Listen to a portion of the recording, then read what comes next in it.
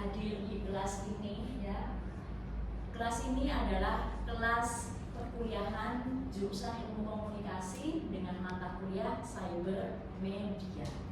Sebelum kita mengulas lebih lanjut apa itu cyber media, ada baiknya kita perkenalan dulu ya.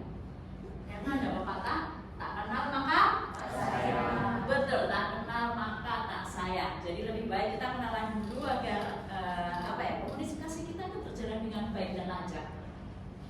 Perkenalkan, nama saya Delna Rizbilga Ayu Permatasari. Kalian bisa memanggil saya Bu Bilga, Bu Ayu, Kak juga nggak apa-apa. Karena sekarang lagi nge-hype nih kakak-kakak. Whatever. Tapi yang penting kita tetap sapa salam rohmu di luar dulu. Oke, nama saya Bilga atau Ayu. Saya di sini adalah dosen tetap ilmu komunikasi. Saya di sini sejak 2018. Selain saya mengajar di sini, saya sendiri juga mahasiswa. Mahasiswa di mana? Saya mahasiswa di UNER. Saat ini saya ambil S3. Jadi tidak hanya kalian yang mahasiswa, saya juga mahasiswa. Artinya apa? Artinya saya tidak akan mengklaim bahwa semua yang akan saya katakan ini benar dan kebenaran cuma milik saya. Jadi saya sangat senang bertukar pikiran, tukar pendapat. Kalau ada sesuatu yang kalian risaukan, atau ada sesuatu yang kayaknya nggak gitu deh Bu, itu silahkan raise your hand dan ngomong aja. Event itu di dalam tengah saya berceramah tuh nggak apa-apa, dikat aja dan ngomong daripada ditunda nanti itu. Oke ya. Nah, sebetulnya untuk running our class itu nggak sulit kok. Ada semacam kontrak perkuliahan yang akan saya jelaskan. Nanti akan saya kirim ke Komting ya untuk kontrak perkuliahannya. Dan kurang lebih isinya adalah kontrak perkuliahan itu hal-hal yang menyangkut bagaimana sih cara kelas kita ini bekerja, kayak rules do or don't-nya. Yang pertama adalah perkuliahan itu wajib kalian datangi. Porsinya adalah 75%. Ketika absensi kalian lebih dari 25%, maka akan ada kemungkinan kalian tidak mendapatkan nilai karena dianggap tidak aktif. Ada beberapa kasus tiba-tiba mahasiswa di perkuliahan nggak datang tapi UTS-UAS muncul. Nah ini mahasiswa siluman ini yang saya was-was ya, ini siapa ini? Nggak pernah kelihatan tiba-tiba mencumur. Lalu itu yang pertama. Dan yang kedua, kalian wajib berperan aktif di dalam kelas ya. Angkat tangan, lalu kita diskusi, itu silakan. Oke. Mohon maaf, HP disimpan dulu ya. Nanti setelah kelas ini kita mau ngapain aja di luar silakan. Untuk handphone tolong disimpan di bawah. Saya di sini nggak banyak, cuman. Dan sekarang seperti yang sudah saya jelaskan, kita akan menginjak pada pembelajaran kita. Ya. Mata kuliah kita adalah cyber media yang ada di semester genap tahun ajaran 2024 dan 2025. Ini sangat tekstual sebetulnya, kalian bisa baca sendiri di rumah karena filenya akan saya kirim ke kalian melalui Komting ya. Yang pertama adalah deskripsi mata kuliah. Mata kuliah cyber media ini membahas tentang pengaruh media digital dan sosial terhadap komunikasi massa dan publik. Fokus utamanya adalah pada perkembangan teknologi komunikasi yang digital, platform sosial media, dan impact-nya kepada kita semua, kepada interaksi sosial, politik, budaya, serta perilaku konsumen di era digital. Materi perkuliahan akan mengacu pada status yang pada studi kasus yang terkini untuk memberikan pemahaman yang lebih mendalam tentang apa sih yang akan kita hadapi, tantangan dan peluang kita semua di era cyber media. Terkait dengan standar kompetensi, setelah mengikuti perkuliahan ini, mahasiswa diharapkan itu tahu ya, memahami konsep dasar cyber media dan media sosial. Siapa nih di sini yang nggak punya media sosial? Angkat tangan. Gak ada. Yang punya media sosial? Wah, punya semua. Yang punya media sosial lebih dari satu platform. Yang punya media sosial lebih dari 3 platform. 3.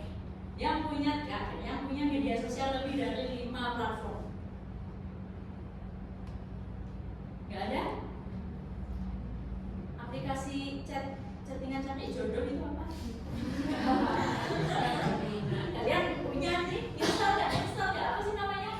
Tinder ya, paling terkenal ya. Jangan-jangan punya kalian punya semua, kan fake semua ya. Identitas bukan kalian semua ya. Itu sangat dekat dengan kita. Nah, so that's why saya merasa mata kuliah ini sangat penting dan enak kalau nggak mau ambil. Karena banyak insight yang bisa kamu dapat kaitannya dengan sosial media yang dekat dan ada di genggaman kita. Oke, analisis dampak sosial media terhadap masyarakat dan komunikasi massa, mampu mengevaluasi isu-isu terkini yang berkembang di dunia media digital, termasuk fenomena viral, hoax, influencer marketing, dan privasi data.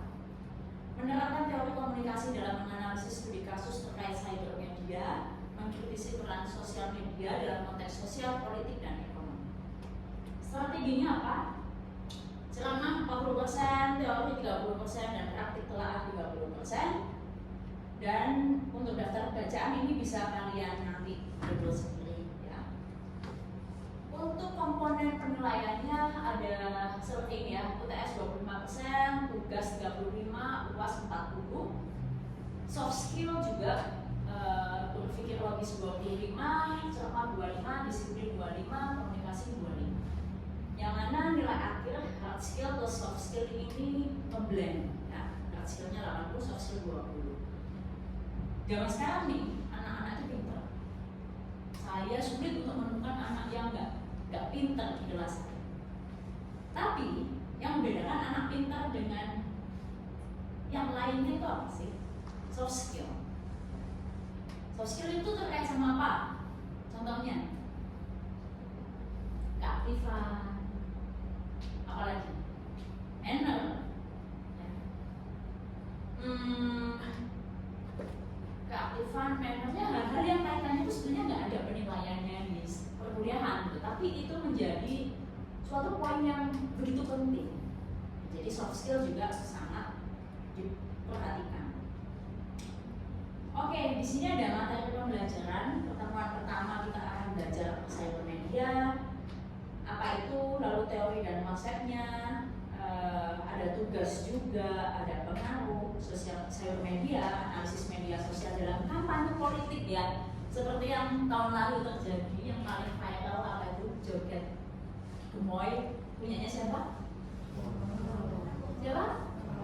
Prabowo, betul. Itu juga menarik untuk dikulik.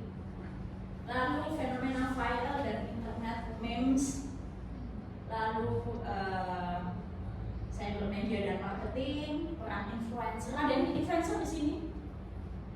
Ada yang followernya di atas 5.000? Nggak ada? Nggak ada yang mau ngaku ya. Karena kalau ngaku saya mau titip barang biar kalian endorse. Untuk meraih 1000K aja 1000K, 1K aja sulit.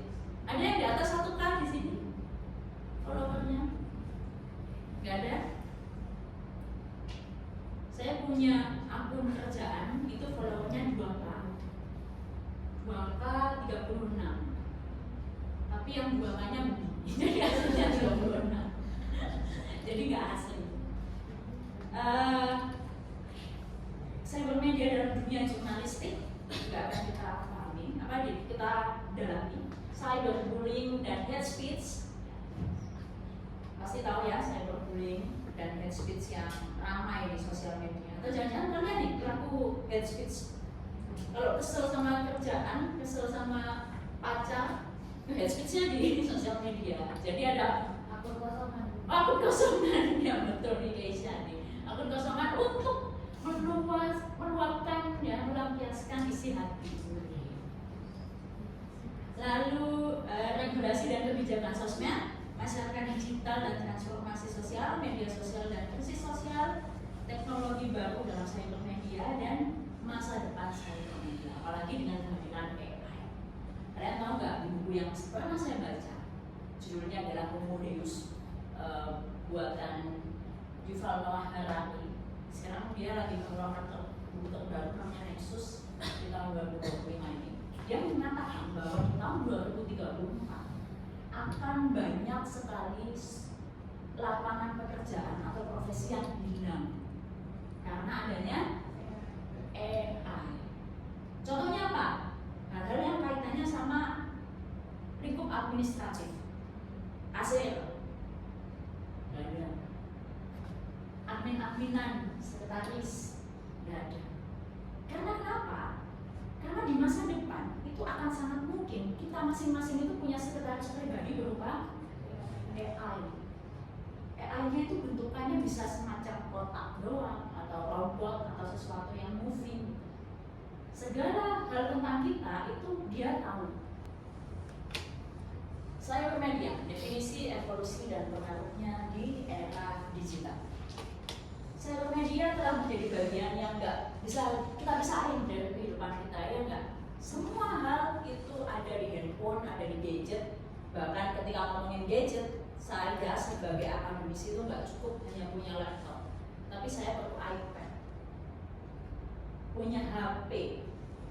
Belum kalau saya itu sebelumnya suka nge-game, saya harus beli konsol game, misalnya PS. Belum kalau saya nancep di rumah harus punya PC, perangkat PC yang nancep. Jadi hidup kita tuh nggak bisa terlepas dari cyber. Kita akan memahami bagaimana teknologi digital dan internet telah mengubah cara kita berkomunikasi dan berinteraksi. Apa itu cybermedia? Cybermedia adalah media yang ada dan beroperasi di ruangan cyber atau ruangan digital. Pakainya teknologi digital dan internet mencakup berbagai platform kayak website, blog, media sosial, dan aplikasi. Lalu karakteristiknya interaktif, multimedia, intertekstual, dan global. Artinya bisa digunakan oleh siapapun, dimanapun, kapanpun. Keunggulan cybermedia. Evolusi cybermedia ya, dari internet awal sampai 3.0.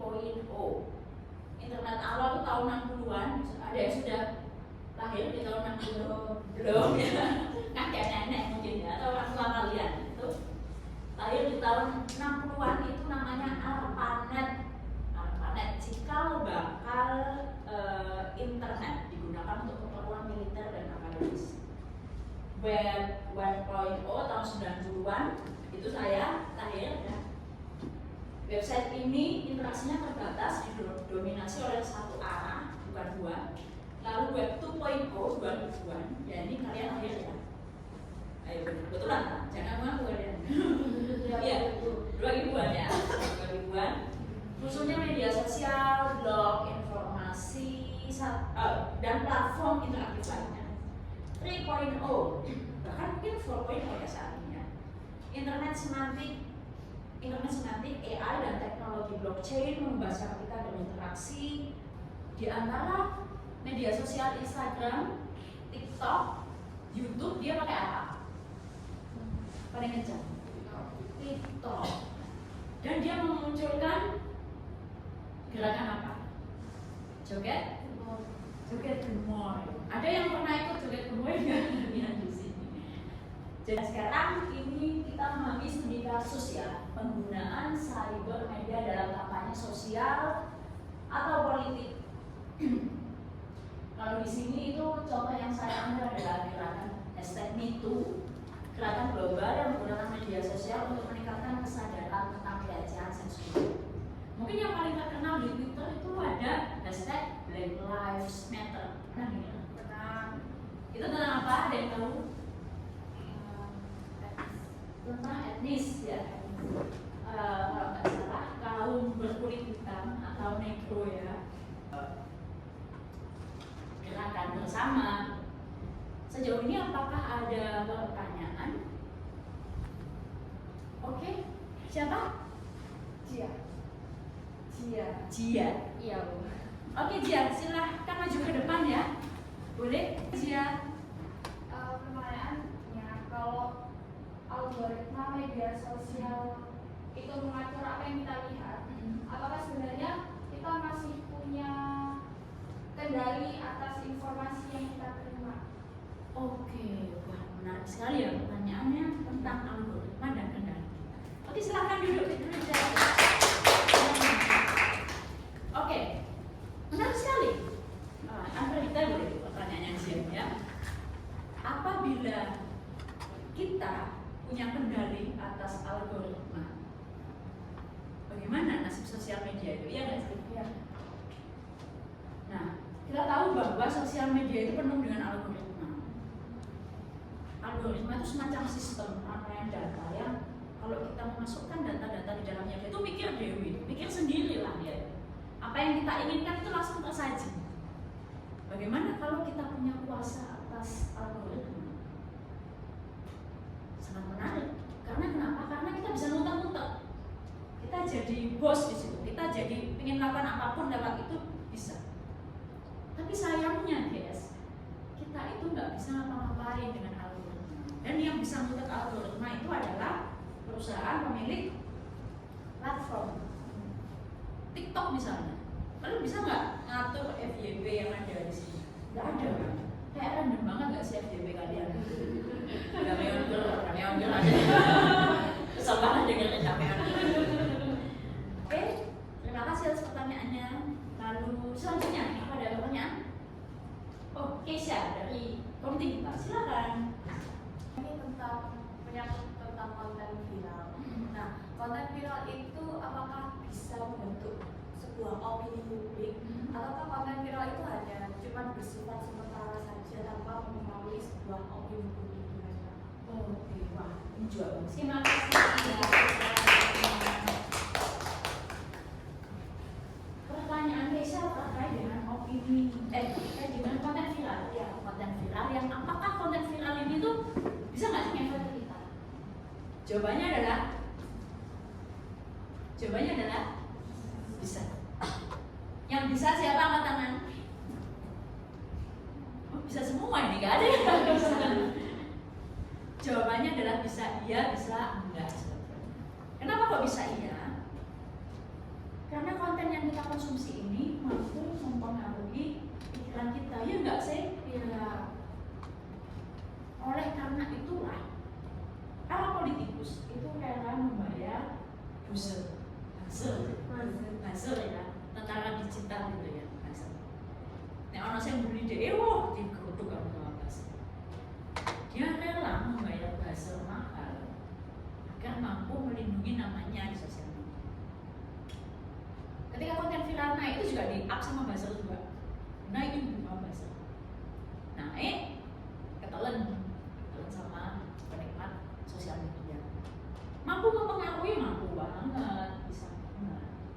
Selama konten itu ada yang jaga, ya kayak buzzer-buzzernya. Ada media-media itu yang aktif nge-share. Tapi nih ada juga konten yang sifatnya cuma noise, bising sebentar, cuma hilang. Ada yang bisa ngasih contoh nggak apa ya? Konten viral sebentar tapi hilang. Ada? Berita apa tuh?